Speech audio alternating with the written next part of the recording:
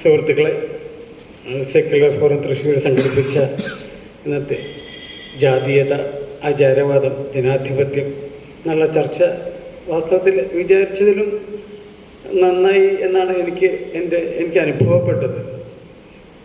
Vimala teacher തുടങ്ങി വെച്ച ജാതീയത ഇവിടുന്ന് ഒരിക്കലും പോയിട്ടില്ല, അത് തിരിച്ചു വരാനായിട്ട് അത് പോയിട്ടില്ല എന്നുള്ളത് ഒരു വലിയ സത്യം തന്നെയാണ്. ജാതീയത ഒരിക്കലും തിരിച്ചു വന്നിട്ടില്ല. ഉണ്ണിച്ചക്കൻ പറഞ്ഞു അത് ഒരു പാൻ ഹിന്ദുത്വ അജണ്ടയിലേക്ക് ഇടതുപക്ഷ ചിന്താഗതിക്കാരായ ഹൈന്ദവരടക്കമുള്ള ആളുകൾ ഒരു പാൻ ഹിന്ദുത്വ അജണ്ടയിലേക്ക് കൊണ്ടുപോകാനുള്ളൊരു ശ്രമം നടക്കും. വളരെ യാഥാർത്ഥ്യമാണ്. വാസ്തവത്തിൽ സമൂഹത്തിൽ ഇറങ്ങി പ്രവർത്തിക്കുമ്പോൾ നമുക്ക് മനസ്സിലാകുന്ന ഒരു യാഥാർത്ഥ്യമാണത്. അതാണിപ്പോൾ ആക്ച്വലി സംഭവിച്ചുകൊണ്ടിരിക്കുന്നത്. ജാതീയത ഇവിടുന്ന് പോയിട്ടില്ല, അതൊന്നും കൂടി സോളിഡിഫൈ ചെയ്യുന്നു. ഒരു പാൻ ഹിന്ദുത്വത്തിലേക്ക് ഇവിടുത്തെ ഹിന്ദു എന്ന് വിളിക്കപ്പെടുന്ന സോക്കോൾഡ് എല്ലാവരെയും കൊണ്ടുപോകാനുള്ള ശ്രമം നടത്തുന്നു. അത് ഞാനൊന്ന് പറഞ്ഞു പോയെന്ന് മാത്രമേ ഉള്ളൂ. എങ്കിലും ഒരു വെളിച്ചം എനിക്ക് കണ്ടത് CJPയുടെ സമരത്തെപ്പറ്റി പറയാതിരിക്കാനായിട്ട് നമുക്ക് സാധിക്കില്ല. അവിടെ അതൊരു നിലനിൽക്കുമോ എന്ന് നമുക്കറിഞ്ഞൂടെങ്കിലും താൽക്കാലികമായിട്ടെങ്കിലും ഒരു ജനാധിപത്യ വിരുദ്ധതയ്ക്കെതിരായിട്ടുള്ളൊരു സമരത്തെ ഒരു ജാതീയത നോക്കാത്ത, ജാതീയതയെ ഒരു പ്രാമുഖ്യം, ഒരു പ്രാധാന്യമില്ലാത്ത, ജാതീയതയ്ക്ക് പ്രാധാന്യമില്ലാത്ത ഒരു മുന്നേറ്റത്തിലൂടെ മോഡി സർക്കാരിൻ്റെ ജനാധിപത്യ വിരുദ്ധതയെ തോൽപ്പിക്കാൻ താൽക്കാലികമായിട്ടാണെങ്കിൽ ഒരു വിജയം നേടാൻ കഴിഞ്ഞു എന്നുള്ളത് നമുക്കൊക്കെ പ്രതീക്ഷ നൽകുന്ന ഒരു സന്ദർഭം കൂടിയാണിത്. ഞാൻ എൻ്റെ കർത്തവ്യത്തിലേക്ക് അടുക്കട്ടെ. ഇന്നിവിടെ ഈ സെമിനാറിൽ അധ്യക്ഷത വഹിച്ച സെക്യുലർ ഫോറത്തിൻ്റെ ചെയർമാനായ ED ഡേവിസ്, ആരോഗ്യ പ്രശ്നങ്ങളുണ്ടായിട്ടും നമുക്കൊപ്പം ഇത്രയും വലിയ വേള വരെ നമുക്കൊപ്പം ഉണ്ടാകാനായിട്ടും ജീവിത അനുഭവത്തിൽ നിന്ന് ഉണ്ടായ സംഭവങ്ങളെ ഉദ്ധരിച്ചുകൊണ്ട് ഒരു വലിയ നല്ല ഹ്രസ്വമായ കുറുക്കിക്കൊള്ളുന്ന ഹൃദയത്തിലേക്ക് ആഴ്ന്നിറങ്ങുന്ന പ്രഭാഷണം ചെയ്യാനായിട്ട് സാധിച്ചു കഴിഞ്ഞ വിമല ടീച്ചർക്ക്, സഖാവ് ഉണ്ണിച്ചക്കൻ, അതെന്നും അദ്ദേഹം നമ്മുടെ ഒരു ഹരമായിരുന്നു. ഇവിടെ അഭിപ്രായങ്ങൾ രേഖപ്പെടുത്തിയ ശ്രീജ, കിട്ടൻ മാഷ്, TA ഇക്ബാല്, അവസാനം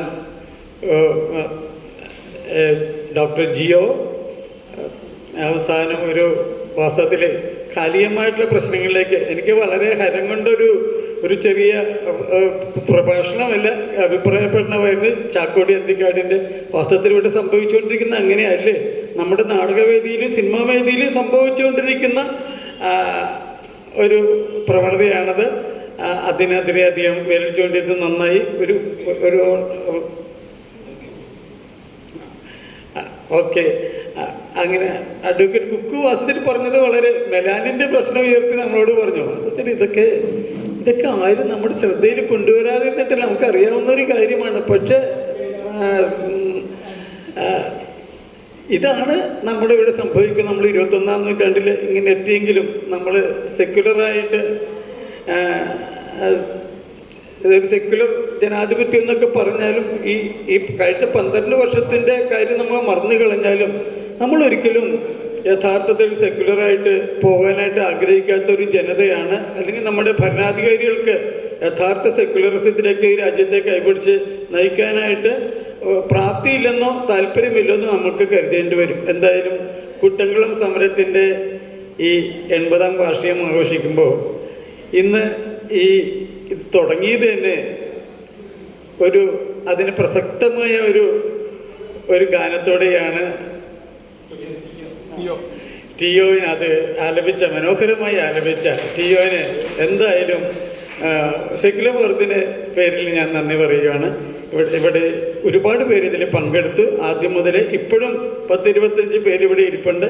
എല്ലാവർക്കും ഹൃദ്യമായ നന്ദി പ്രകാശിപ്പിക്കുന്നു.